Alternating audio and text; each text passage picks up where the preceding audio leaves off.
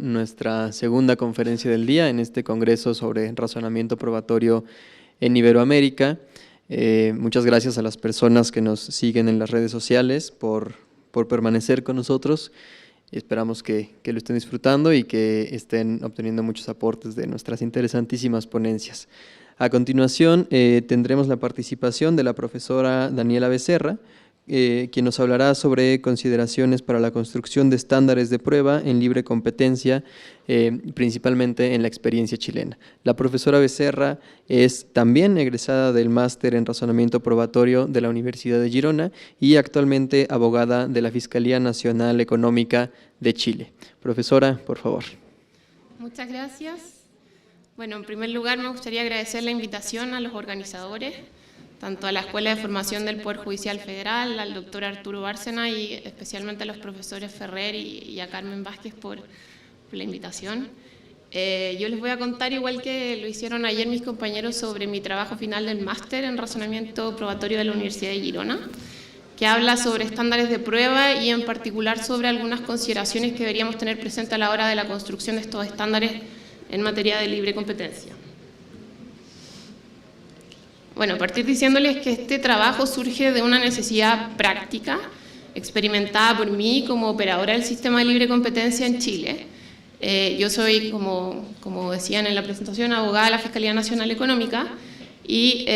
trabajo particularmente en la división de litigios. Entonces, cada vez que tenía que llevar un caso a juicio, me enfrentaba con la pregunta de cuál es el estándar de prueba que tenía que cumplir con la prueba rendida en el juicio y cuánta, en el fondo esto repercutía también en la investigación previa de la Fiscalía acerca de cuánta prueba tendría que llevar en el juicio.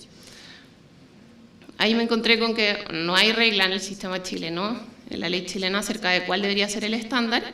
y a falta de regla legal, la jurisprudencia ha establecido que el estándar debe ser el de prueba clara y convincente. Sin embargo, no ha señalado nunca por qué debería ser ese estándar y no otro, y tampoco ha señalado en qué consiste este estándar. Bueno, de ahí surge de esta necesidad práctica este trabajo, que aborda cuestiones como, por ejemplo, qué es un estándar de prueba, que es lo que vamos a revisar ahora, por qué es importante contar con estándares de prueba para la toma de decisiones dentro del proceso, cuáles son los requisitos para la construcción de los estándares de prueba, y en particular vamos a revisar algunas consideraciones en materia de libre competencia. Solo como cuestiones previas,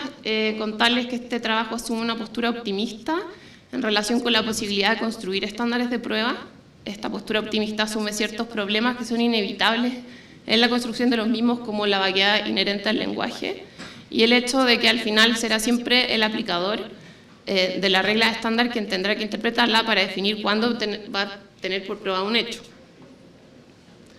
Otra cuestión previa es que este trabajo supone la idea de que la justificación que subyace a la elección de un estándar de prueba específico para un ámbito del derecho se funda en consideraciones políticas y morales,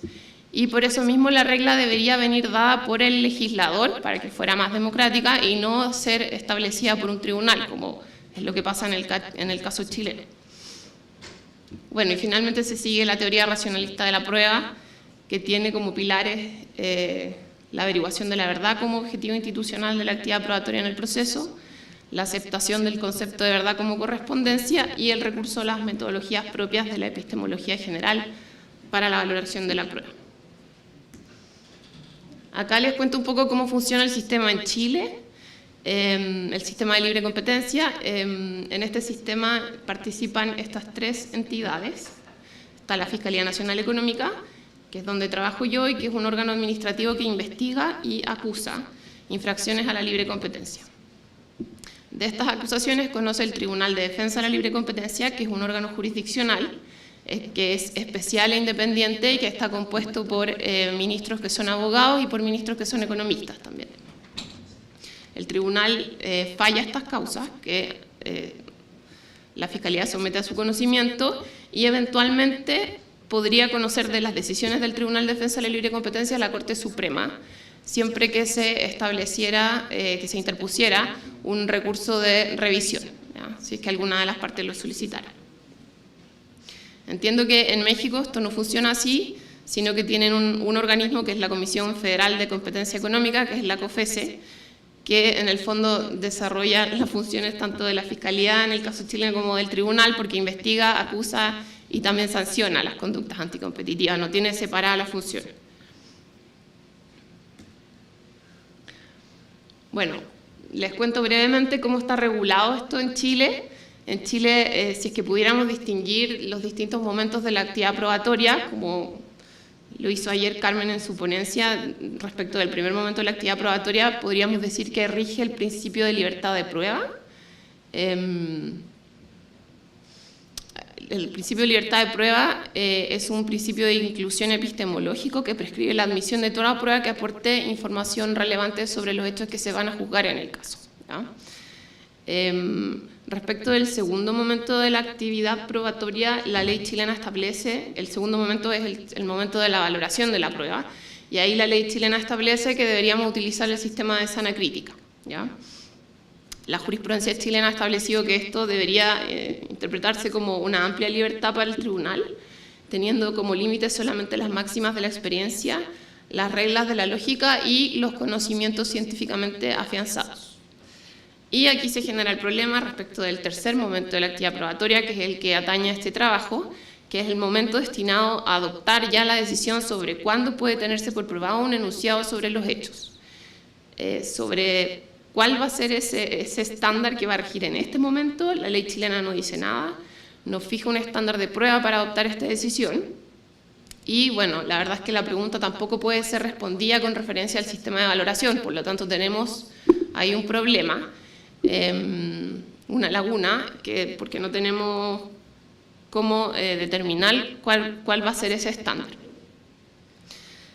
Ante la ausencia de esa regla, la jurisprudencia chilena, que les decía que interviene el Tribunal de Defensa de la Libre Competencia y en algunos casos también la Corte Suprema, la jurisprudencia ha establecido en casi todos los casos que el estándar a aplicar es el de prueba clara y concluyente. Y les contaba que no ha establecido de qué se trata ese estándar, ni por qué deberíamos aplicar ese estándar y no otro. Lo único que ha dicho al respecto es que se trata de un estándar que es menos exigente que el que se aplica normalmente en sede penal, que es el de más allá de toda duda razonable, pero más exigente que el que se aplica típicamente en sede civil, que es el de la prueba preponderante. Entonces lo deja como en un espacio intermedio. La única excepción a este dogma que he venido repitiendo la jurisprudencia se encuentra en un voto de prevención del tribunal en la sentencia 160/2017, que sostuvo que el estándar de prueba aplicable no era el de prueba clara y convincente, como se venía señalando hasta ese momento, sino que el de la prueba preponderante. Y al respecto señaló algunas razones de por qué deberíamos entender que es el estándar aplicable y no otro, ¿ya? Señaló, por ejemplo, razones dogmáticas, diciendo que el estándar de prueba dependía de la naturaleza de la responsabilidad imputada en el juicio y que en estos casos lo que se está imputando era una responsabilidad civil. Esta idea me parece errada, porque en realidad lo que se persigue en estos casos no es la responsabilidad civil, no se persigue la indemnización de un daño ocasionado por la conducta cometida, sino que la imposición de una multa capaz de disuadir conductas similares a la conducta imputada. Es decir, se trata más bien de una responsabilidad infraccional o una responsabilidad del ámbito administrativo sancionatorio. Otra razón que esgrimió este voto de prevención es que un sistema óptimo debería tender a la minimización de los errores, y bajo un estándar de prueba civil de esta probabilidad prevaleciente existía la probabilidad de cometer, la probabilidad de cometer errores se distribuiría de manera igualitaria, ¿ya? Esta idea también tiene algunos problemas, porque la regla estándar en realidad no minimiza los errores que se pueden cometer, sino que lo que hace es distribuir el riesgo de error entre las partes.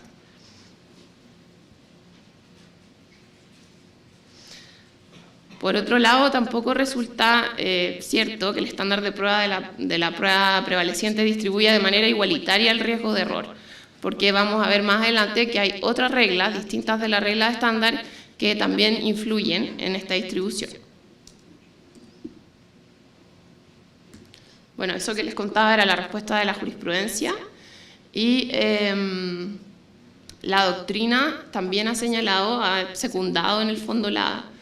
opinión de la jurisprudencia, señalando que la aplicación del estándar debería ser de prueba clara y convincente, pero ha dado la razón de que debería ser así por razones de justicia retributiva, ¿ya? Esta idea también es criticada en el trabajo, porque en el fondo lo que trata de hacer es asimilar o igualar la sanción administrativa con la sanción penal, bajo la idea de que ambas serían manifestaciones del ius puniendi estatal y que por lo tanto en ambos ámbitos deberíamos tener las mismas garantías, y eso trae como consecuencia una necesaria elevación del estándar, tratando como de asimilar al estándar de más allá de toda duda razonable que rige en los procesos penales. Esta idea se ha venido repitiendo, como les decía, como un dogma en Chile, y me parece que, bueno, el trabajo identifica los problemas, pero básicamente me parece que tiene el problema de que asimila el derecho penal al derecho administrativo sancionador, sin tomar en cuenta cuestiones como que ambas ramas del derecho tienen finalidades completamente distintas, ¿ya? Por un lado tenemos el derecho penal, que efectivamente persigue la retribución del mal causado por el delincuente, pero por otro lado el derecho administrativo sancionador lo que hace es prevenir o disuadir conductas que no estamos dispuestos a tolerar en determinados ámbitos regulados, como en este caso en el ámbito de libre competencia. Y esta idea de la doctrina chilena también me parece que deja de lado todas las particularidades de las distintas ramas del derecho administrativo, ¿ya? Que son muy diversas entre sí. Sabemos que dentro del derecho administrativo encontramos cuestiones tan distintas como el derecho ambiental, el derecho sanitario, el derecho eléctrico, el derecho a la libre competencia, el derecho municipal, qué sé yo. Entonces, todas estas distintas ramas reclaman la consideración de cuestiones políticas particulares para la definición del estándar probatorio aplicado en cada ámbito, y eso es una idea que no considera este dogma que ha venido repitiendo la doctrina y la jurisprudencia chilenas.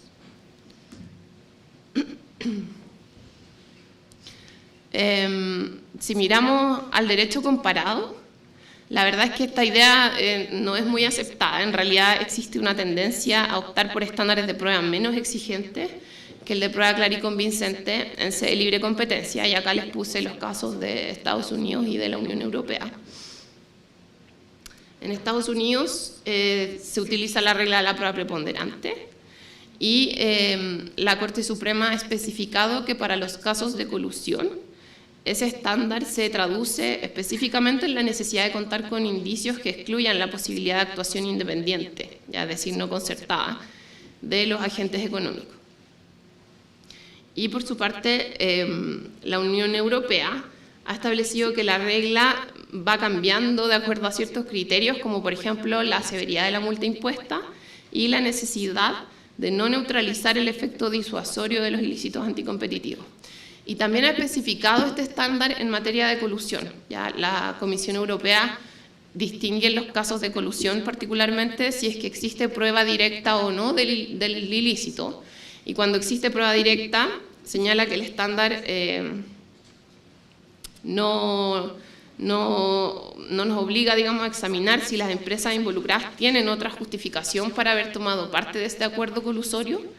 y en cambio si la prueba circunstancial o indirecta ha señalado que la regla de decisión para establecer si existió el cartel es la ausencia de otra explicación plausible. Bueno, visto ya el caso chileno y cómo opera también el sistema en el derecho comparado, quiero compartir con ustedes algunas ideas básicas de qué es un estándar de prueba, por qué es importante contar con estándares de prueba o por qué es problemático no contar con ellos para la toma de decisiones en el proceso, y finalmente plantearles algunos requisitos que deberíamos considerar para la construcción de los mismos. Sobre qué es un estándar de prueba, bueno, en términos generales podríamos decir que el estándar especifica el umbral mínimo que ha de ser satisfecho para afirmar que una hipótesis ha sido probada. Esta hipótesis, en términos generales, puede ser de carácter científico, como por ejemplo que fumar produce cáncer, o de carácter jurídico, como por ejemplo que la empresa X se coludió con la empresa Y para subir los precios en el mercado Z. El nivel de exigencia, es necesario considerar que el nivel de exigencia del estándar de prueba no está determinado a priori, tampoco está implícito en la naturaleza del concepto de estándar, sino que lo que hace es reflejar una decisión por parte de la sociedad toda para ubicar el umbral en un punto determinado. Esta es una idea de Laudan, y es por lo que les señalaba al principio que la regla en realidad debería venir otorgada por el legislador y no por el tribunal que la aplica. Finalmente el trabajo se hace de la concepción o de la definición del profesor Ferrer para entender por estándar de prueba aquellas reglas que determinen qué grado de apoyo nos parece suficiente para aceptar como verdadera la hipótesis fáctica en cuestión y así poder usarla en nuestro razonamiento. De esta forma, estar probado que P es igual a decir que hay elementos de juicio suficientes en favor de P. Ahora veamos por qué es problemático no contar con estándares de prueba para la toma de decisiones en el proceso. Bueno, en primer lugar, lo que va a pasar es que cada juez va a decidir de acuerdo con su conciencia si las pruebas son o no suficientes en cada caso. Y como cada persona tiene un nivel distinto de suficiencia, necesariamente los estándares se van a volver subjetivos. Otra función importante que cumplen los estándares de prueba son la distribución de los riesgos de error entre las partes, la distribución de riesgos de error de absoluciones falsas y condenas falsas. Y finalmente, en sistemas como los nuestros, en que el juicio sobre los hechos tiene que ser necesariamente justificado o motivado, las razones para adoptar una decisión deben fundarse en reglas objetivas de suficiencia. De esta forma, el estándar hace operativa la motivación de la decisión judicial, ¿ya? El estándar es necesario o es un concepto que está íntimamente ligado al de motivación. El tribunal, o sea, esta es una idea de la profesora Catino, que señala que el hecho de que el tribunal tenga que motivar su decisión significa que tiene que dar cuenta de las razones que la justifican, explicando por qué las pruebas aportadas al proceso son suficientes para considerar por probados los hechos, ¿ya? Y para ello le va a resultar necesario echar mano a ciertos criterios previamente establecidos en estándares de prueba.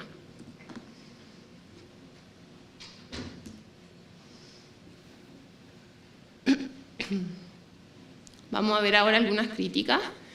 que se han planteado respecto de la posibilidad de construir estándares de prueba o de la utilidad de los mismos. Les puse acá dos, que son las de González Lagier y las de Bayón. González Lagier nos dice que está bloqueado el camino hacia la posibilidad de construir estándares de prueba, ¿ya? Y que estos solo tendrían un carácter informativo, es decir, nos dirían más o menos si el estándar es más o menos exigente. Por ejemplo, entendemos que el estándar de malla de todo razonable es más exigente que el que se usa en sede civil normalmente, que es el de la prueba preponderante, pero sería como su única utilidad, según González Lagier. Y la otra crítica de González Lagier es que no existe un sistema de medición de la eficacia de los estándares de prueba al distribuir el riesgo de error, ¿ya? Por lo que no podría comprobarse empíricamente que el objetivo del estándar se cumpla en cada caso. Por ejemplo, si bien sabemos que el estándar de malla de toda duda razonable se pone como meta que existan pocos casos de inocentes condenados, no sería en verdad posible medir empíricamente que de hecho existan pocos inocentes condenados, por lo que no sería posible medir la eficacia de lo políticamente buscado con el establecimiento de los estándares que operan en los procesos. El trabajo reflexiona sobre estas críticas y llega a la conclusión que la debilidad en particular de esta crítica de González Lagier es que si en verdad creemos que un estándar es posible de ser formulado y posteriormente de ser aplicado, este sí va a realizar una distribución de los riesgos de error entre las partes, ¿ya? De hecho, en materias en que sí podemos corroborar la existencia de errores mediante la experiencia, como la meteorología, que es un ejemplo que pone González Lajer,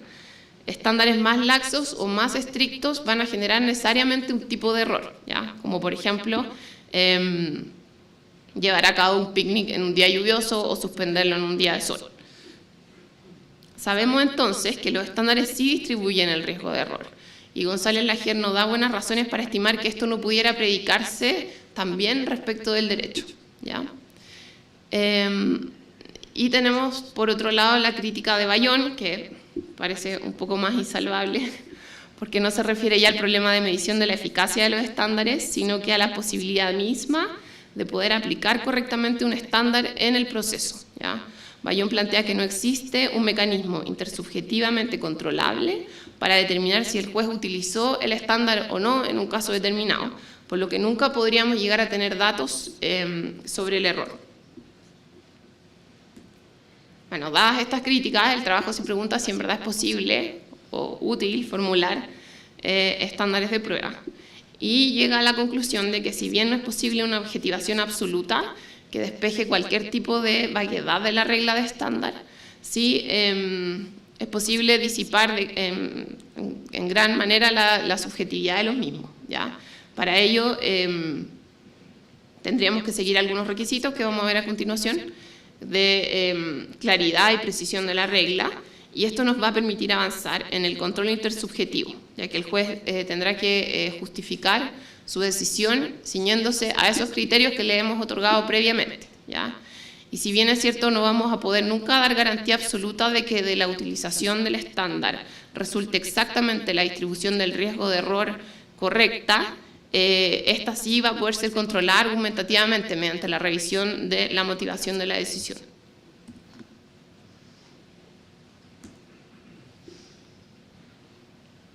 Bueno, después de estas disquisiciones acerca de los estándares de prueba, el trabajo revisa los requisitos que deberíamos considerar a la hora de la construcción del estándar. Son requisitos que están planteados por el profesor Ferrer, y el trabajo los sigue y trata un poco de aterrizarlos al sistema de libre competencia, ¿ya? Los requisitos metodológicos son los que señalábamos antes, que tienen que ver con la construcción misma de la regla, con que esta regla tenga criterios que sean precisos, claros, y que esté formulada en términos cualitativos, ¿ya? Y respecto de los requisitos que apuntan a la fundamentación del nivel de exigencia probatoria,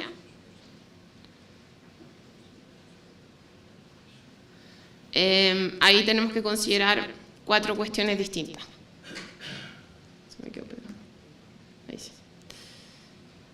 ¿Qué son las que se señalan acá? Deberíamos considerar los costos relativos del error en caso de condenas falsas y también en caso de absoluciones falsas. Deberíamos considerar las dificultades probatorias del caso al que se pretende aplicar el estándar de prueba. Deberíamos considerar otras reglas que operan en la distribución del riesgo de error entre las partes, no solo la regla de estándar. Y finalmente, tener presente que el momento de dictar sentencia sobre el caso no es el único momento en el que vamos a necesitar estándares para tomar decisiones sobre los hechos.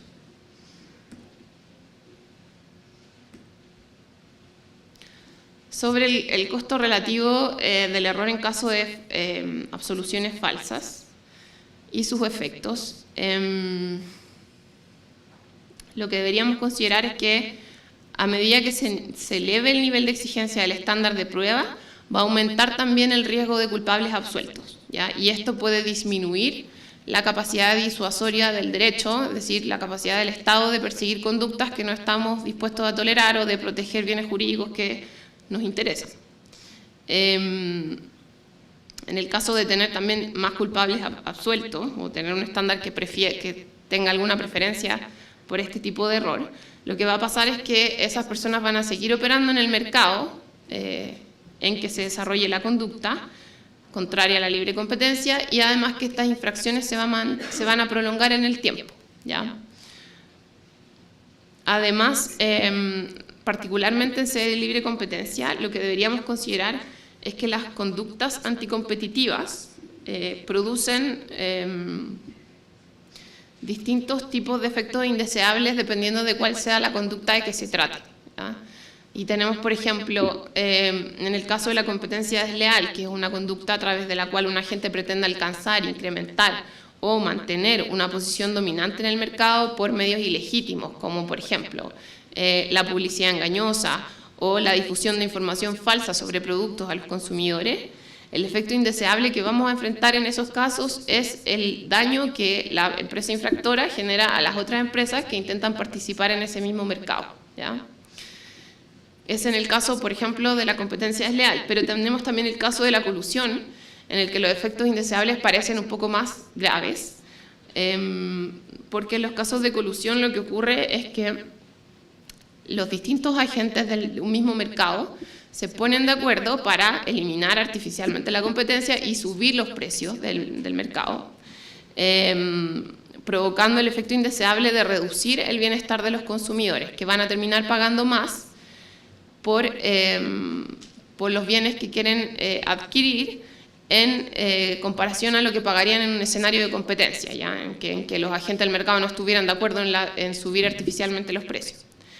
Y no solo deberíamos considerar ese efecto indeseable en el caso de la colusión, sino que también otro que son las ineficiencias productivas, ¿ya? Cuando desaparece la competencia, como en los casos de colusión, desaparecen también los incentivos de las empresas para mejorar sus procesos productivos y en definitiva la calidad de los productos disminuye. Y entonces ese sería otro efecto indeseable. Y finalmente el trabajo plantea que las conductas de colusión serían más graves, porque más graves en casos en que se desarrollen respecto de mercados en que se transan bienes de primera necesidad, ¿ya? Y esto porque, por ejemplo, en Chile en los últimos años hemos sido testigos de casos en que tanto el Tribunal de Defensa de la Libre Competencia como la Corte Suprema han sancionado colusiones en los mercados de la carne de pollo, el papel higiénico o los medicamentos incluso, ¿ya? Afectando en esos casos gravemente el interés de los consumidores que quieren adquirir estos bienes que son de primera necesidad.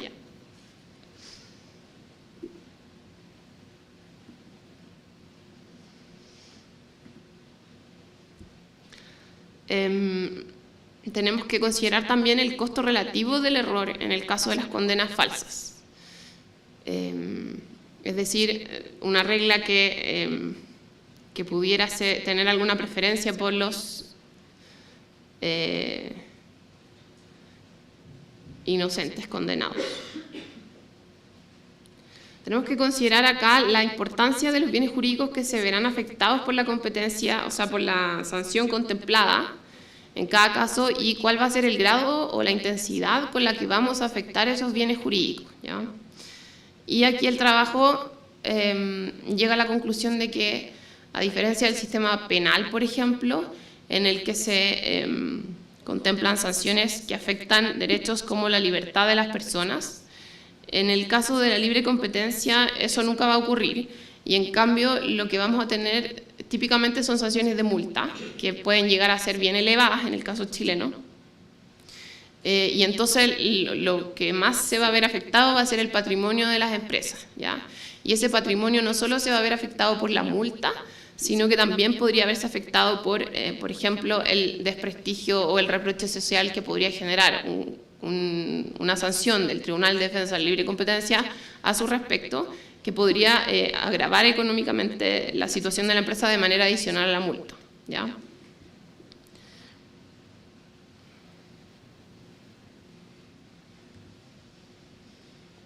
Bueno, una segunda cuestión que deberíamos considerar a la hora de la construcción de reglas de estándares de prueba son las dificultades probatorias que enfrentamos en cada caso, ¿ya?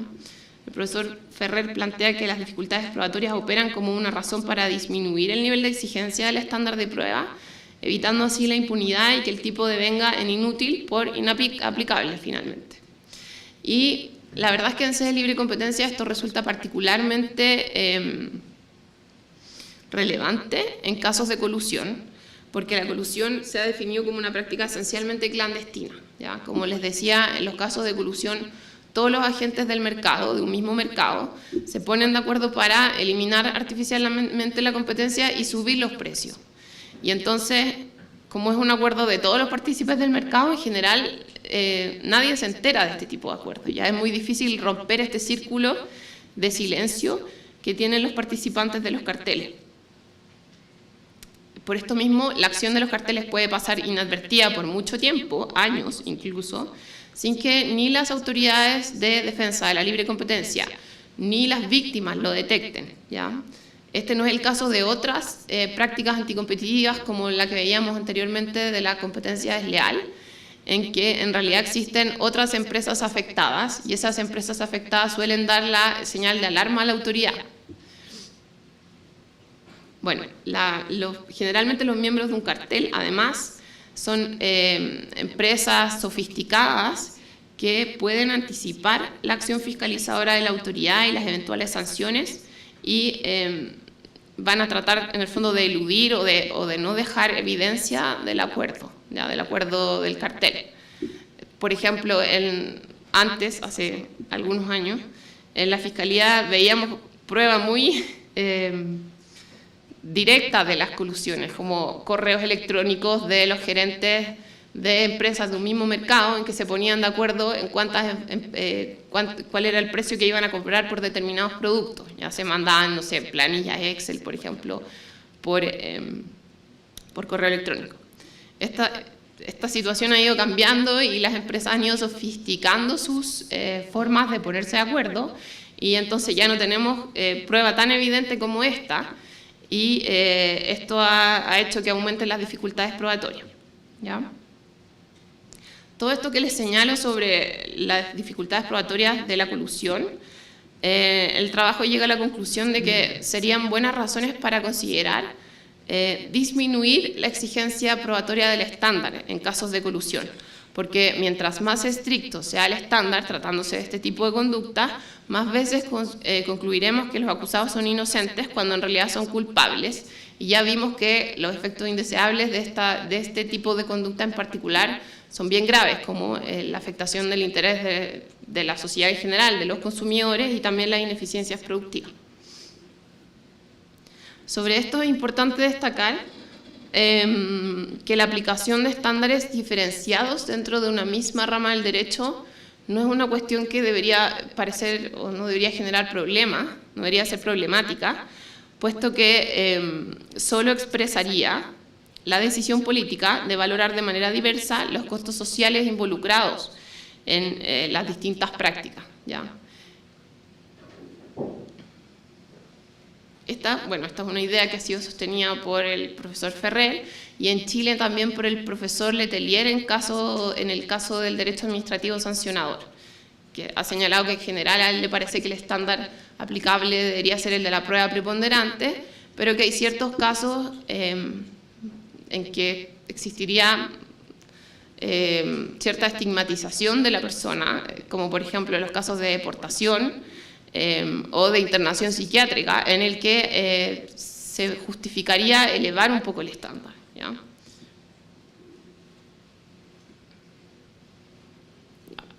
La tercera cuestión que veíamos más atrás que deberíamos considerar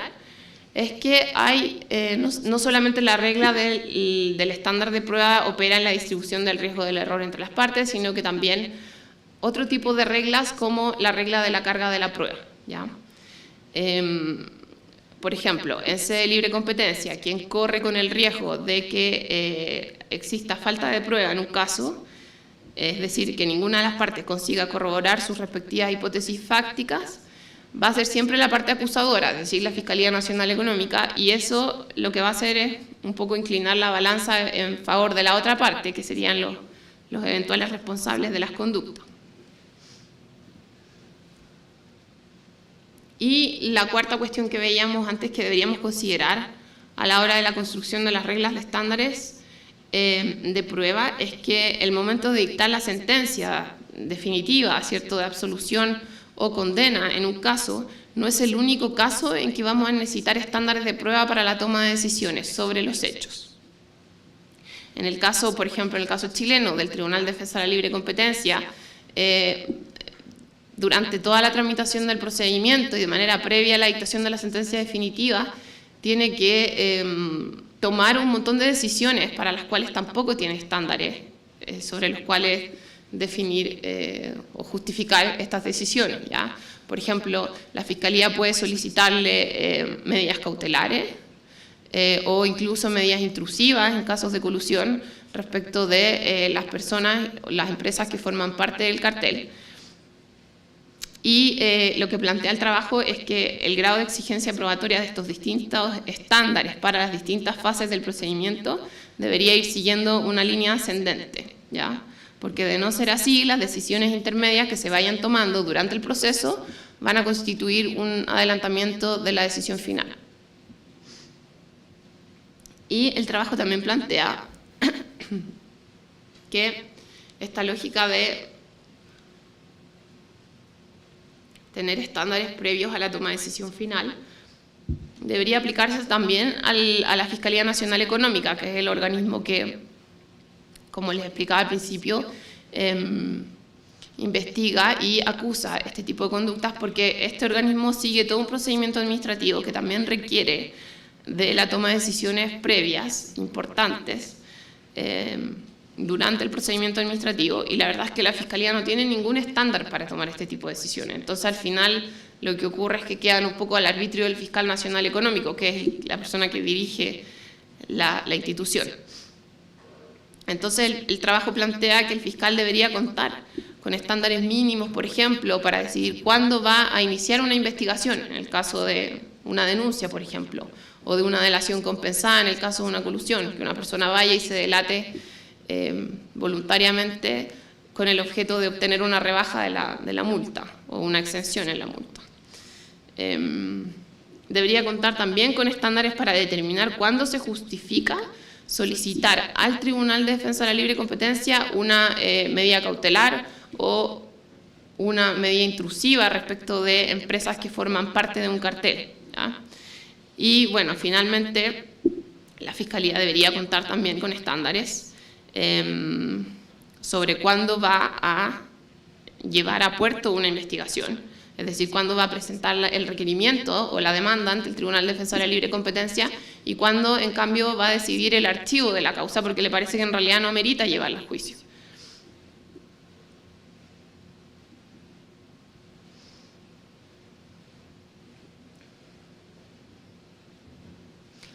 Bueno, respecto, o sea, en relación a todo lo que hemos dicho, el trabajo finalmente concluye que la adopción de un estándar de prueba menos exigente que el que se ha propuesto hasta hoy por la jurisprudencia chilena y la doctrina chilena, que como vimos es el de prueba clara y convincente, el estándar que, si bien no tiene un contenido determinado porque la jurisprudencia no ha señalado en qué consiste, sí sabemos que posee una clara preferencia por los falsos negativos, ¿ya? Y entonces el trabajo llega a la conclusión de que en verdad no habría buenas razones, en sede de libre competencia particularmente, para considerar que los costos relativos de las condenas falsas son más graves que los costos relativos de las absoluciones falsas. Porque de un lado tenemos el perjuicio, como vimos, al patrimonio de las empresas, que puede llegar a ser alto, dependiendo de la multa que se imponga en cada caso, pero en el caso chileno al menos el tribunal tiene facultades para imponer sanciones que pueden llegar hasta el doble del beneficio económico reportado por la conducta a las empresas. Bueno, por un lado tenemos entonces esa posibilidad de que se afecte gravemente el patrimonio de una empresa, pero por otro lado tenemos bienes tan importantes como los que veíamos, como el correcto desarrollo de los mercados en que se desarrollan las conductas, o el bienestar general, el bienestar de los consumidores en el caso de la colusión, el bienestar de otras empresas que están también involucradas en esos mercados. Llegada a esta conclusión, el trabajo se enfrenta al problema de determinar en qué debería consistir este estándar menos elevado que el que se ha planteado hasta hoy día, que, como decíamos, si bien no sabemos bien en qué consiste, sí sabemos que tiene una preferencia por los falsos negativos. Y una primera aproximación del trabajo es la utilización o plantea la posibilidad de acogerse al estándar de prueba prevaleciente, de acuerdo con el cual el juez debería escoger aquella hipótesis sobre los hechos que sobre la base de las pruebas disponibles en un caso tiene un grado de confirmación superior a las otras, ¿ya? Pero también se encuentra ante el problema de que esta hipótesis puede ser la mejor explicación disponible de los hechos de ese caso y ser todavía una mala explicación. Y con el objeto de dar solución a este problema, el trabajo recurre a una formulación propuesta por el profesor Ferrer, que a esta exigencia de que se trate de la mejor explicación de los hechos disponibles del caso, agrega una exigencia de riqueza del acervo probatorio, ¿ya? Consistente en que el peso probatorio del conjunto de elementos de juicio relevantes incorporados al proceso sea completo, excluidas las pruebas relevantes. Esta segunda exigencia incorpora ya no una comparativa entre las distintas hipótesis del caso, sino una relativa, como decía, a la riqueza del acervo probatorio, evitando la consecuencia de tener por probada una hipótesis con muy escaso apoyo probatorio solo por ser relativamente mejor que su contraria. Finalmente, esto es una propuesta, en el fondo lo que se propone finalmente en este trabajo es, primero, discutir esta idea de que en realidad sea un dogma que tengamos que aplicar este estándar porque el proceso se parecería más a un proceso penal que a un proceso civil, por las razones que ya vimos. Y entonces plantear que podría perfectamente aplicarse el estándar de la prueba preponderante, que es el estándar que de hecho planteó el voto de prevención de la sentencia que comentamos antes, que es la 160, aunque por razones distintas, porque ya vimos también por qué las razones que da ese voto de prevención están equivocadas en algunos aspectos. Eso, finalmente, más que señalar, o más que esta propuesta tenga un carácter, esta propuesta de estándar, digamos, tenga un carácter exhaustivo, es más bien un punto de partida para comenzar a pensar en que en sede de libre competencia no existirían buenas razones para la aplicación de un estándar con una preferencia marcada por falsos negativos, como el que ha venido aplicando la jurisprudencia chilena, y entonces abrir el debate acerca de cuál podría ser la construcción de una regla estándar más equitativa en la distribución del riesgo de error entre las partes. Muchas gracias.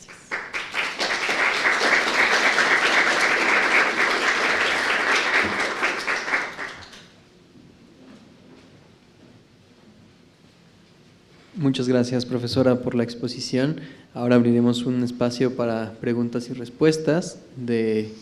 público que nos acompaña. Tenemos por acá a la profesora Carmen Vázquez nuevamente. Adelante, por favor.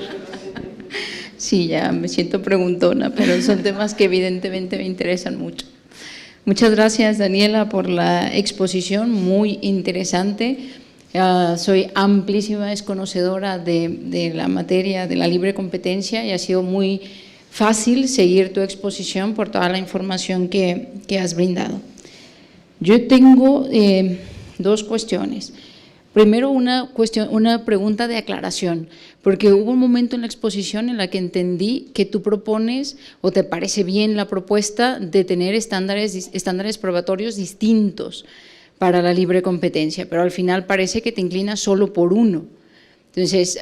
no sé si hay como una suerte de contradicción o por qué al final solo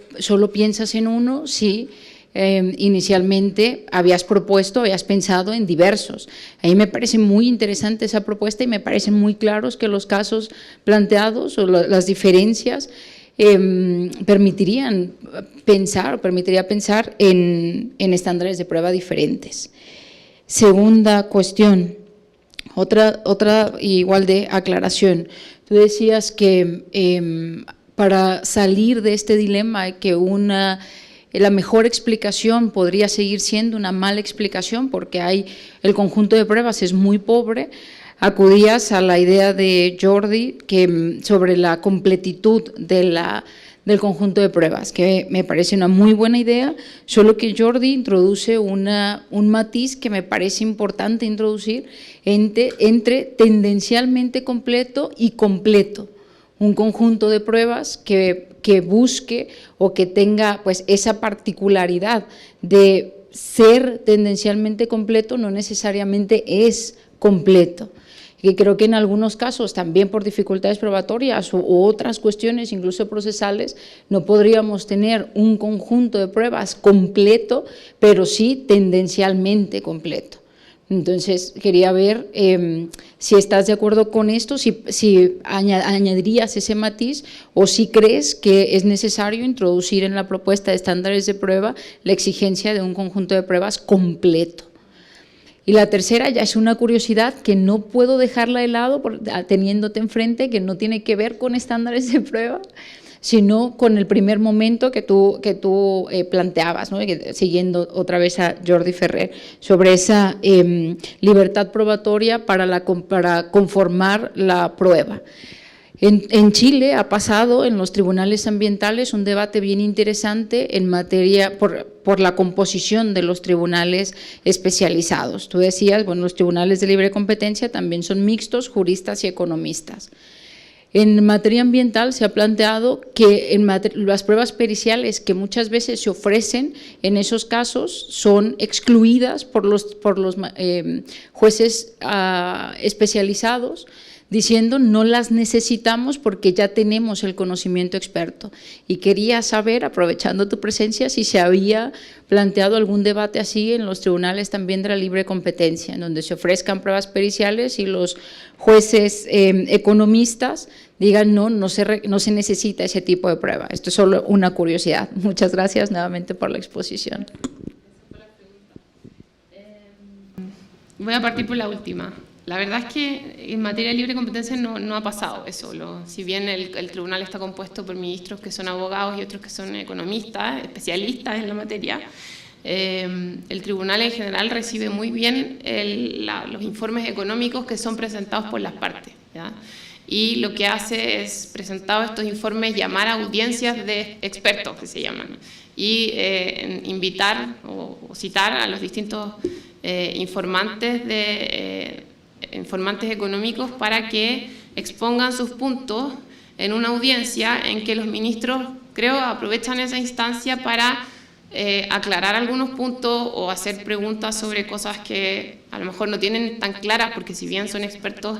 en economía, no son expertos en los distintos mercados en que se desarrollan las conductas, que son generalmente muy diversos, ¿ya? Tenemos mercados complejos como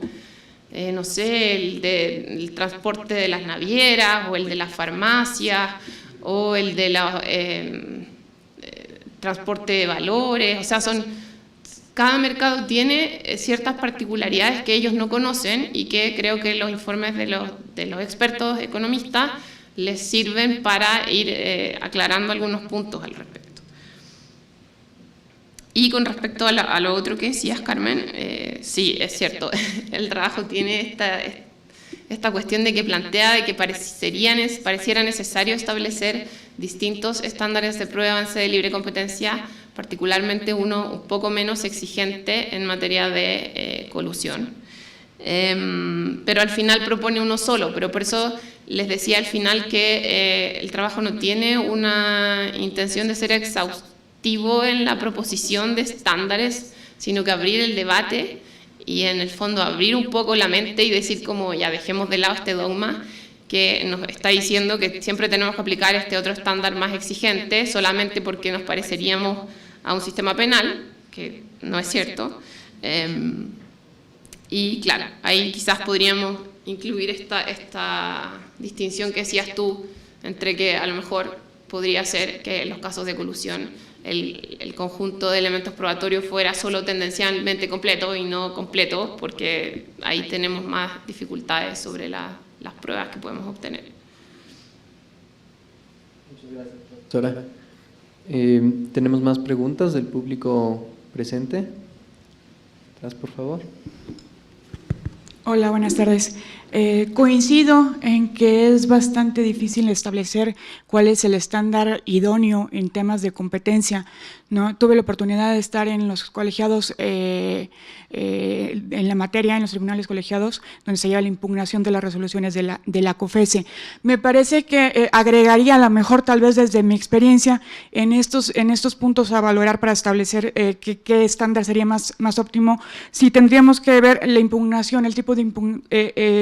cómo opera la impugnación de las propias resoluciones. Nosotros tenemos aquí la configuración de la COFECE como órgano regulador y como órgano sancionador, o sea, tanto investiga como sanciona, y además es diferente obviamente su papel cuando está en el ámbito regulador, y las consecuencias de cuando investiga ahí a cuando investiga y nada más una práctica monopólica absoluta, una relativa, y nada más sanciona a través de una multa, ¿no? Las consecuencias son muy distintas. Entonces me parecería, por ejemplo, en estos casos a valorar en el tema de la impugnación, nosotros diferimos, o sea, en la configuración. Sí hay economistas, obviamente, en la COFECE, pero a la hora que llega el amparo, nosotros somos jueces que no tenemos una formación en términos económicos. Para nosotros, desde este lado es exigir un nivel muy alto, porque para la comprensión de cuestiones tan técnicas es muy difícil. O sea, no solamente hablamos, por ejemplo, una práctica monopólica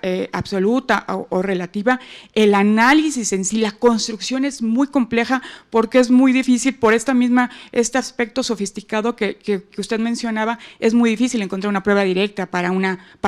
demostrar una práctica de esta naturaleza. Entonces, se vuelve muy complicado y en ese matiz de la impugnación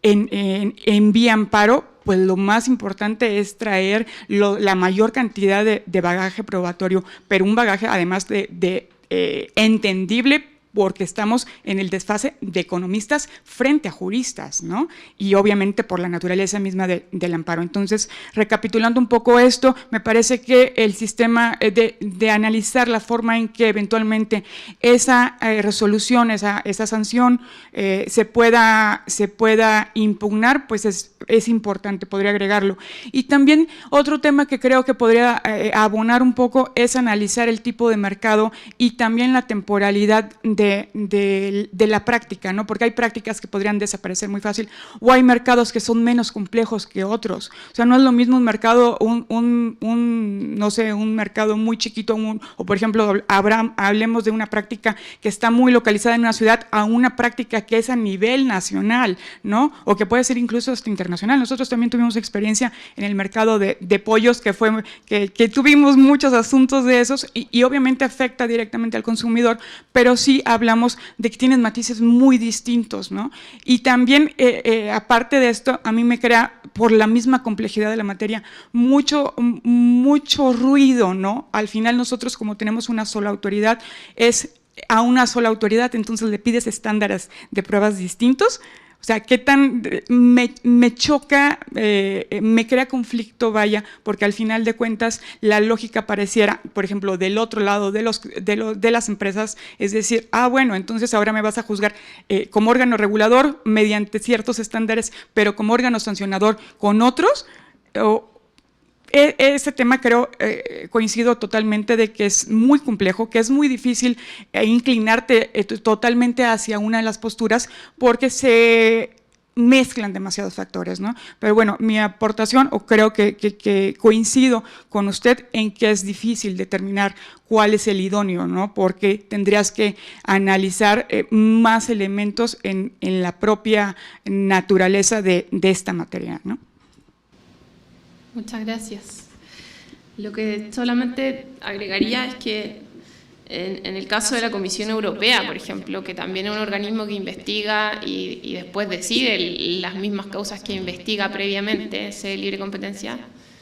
y estos casos después llegan a los tribunales, igual que acá entendí, lo que se hace es que los tribunales o los jueces, como no tienen conocimiento experto en materia económica, porque no se trata de un tribunal especializado, se asesoran por expertos, contratan asesores externos, expertos en la materia, dependiendo del mercado que se trate, que pueden prestarles ayuda en la resolución del caso, porque es verdad que son muy complejos, porque son materias que no son de derecho solamente, sino que tienen mucho de economía y de entender el mercado en el que se está desarrollando la conducta. Muchas gracias, profesora. Tenemos otra pregunta de este lado. Hola, ya, gracias. Va mucho en línea de lo que comentaba la licenciada. Ahorita que hablábamos de los estándares de prueba y en esa cuestión de flexibilidad, me vino mucho a la mente, no sé si sea el término correcto, con respecto al estudio de pruebas de contexto para la afectación en el mercado, ¿bajo qué parámetros se podría estudiar ese tipo de prueba? Sobre todo al grado de ver la afectación. O sea, si vamos a hacer el estudio del mercado de cómo se afectó la libre competencia en esta cuestión de cuando hay colusiones, sobre todo ya que hablamos de este punto de que pues, la dificultad de comprobarlo, si a través de estas inferencias de pruebas de contexto se podría llegar a determinar una responsabilidad, pero como decíamos, pues aquí quien investiga es la COFESE, quien sanciona es la COFESE, y se van al amparo, que propiamente pues no es un juicio pues que tenga como una finalidad de esa cuestión de, es un juicio de revisión prácticamente constitucional, pero pues su diseño es otro, que pues así lo decidieron crear como un diseño para revisión de la COFESE. Entonces, ¿cómo tenemos esta cuestión pues instancial, por así decirlo? COFESE investiga, te sanciona, te vas al amparo, y quien revisa el amparo pues es un abogado, son juristas que a lo mejor pues, no tienen esta otra comprensión de la cuestión económica. Con todo este escenario, ¿cómo hacer esta valoración de pruebas que te pueden llegar a determinar si se afectó el mercado, se afectó la libre competencia, hay una afectación al consumidor y por lo tanto pues, es responsable, hay que sancionar, y cómo medir esa sanción? Si entiendo bien, la pregunta es como si es que se puede hacer solo con pruebas de contexto, no con pruebas directas. O cómo complementar estas pruebas con lo que ya existe de material probatorio para determinar tanto responsabilidad como graduar la sanción. Y si se desea aplicar ese estándar más leve o este otro de una exigencia un poco más grande, dado el mismo tipo de la prueba. Sí. Bueno, es bien complejo ese tema. Lo veíamos en la ponencia a propósito de la regulación en el derecho comparado, en el que se establece un estándar, por ejemplo, en el caso de Estados Unidos, que es el de la prueba preponderante, y se especifica ese estándar para casos de colusión, ¿ya? Lo mismo pasa con la Comisión Europea, que especifica el estándar para casos de colusión, haciendo esta distinción de si existe prueba directa o existe solo prueba circunstancial o prueba de contexto, ¿ya? Y en el fondo, al parecer, baja el estándar en estos casos de colusión, en los que en general no hay prueba directa, sino que hay prueba de contexto, y permite, haciendo un análisis holístico de la prueba, revisar todo eso y llegar a la conclusión de que hubo infracciones sin prueba directa de la conducta, ¿ya? Pero para eso yo diría que es necesario disminuir un poco el estándar en este tipo de casos particulares de carteles,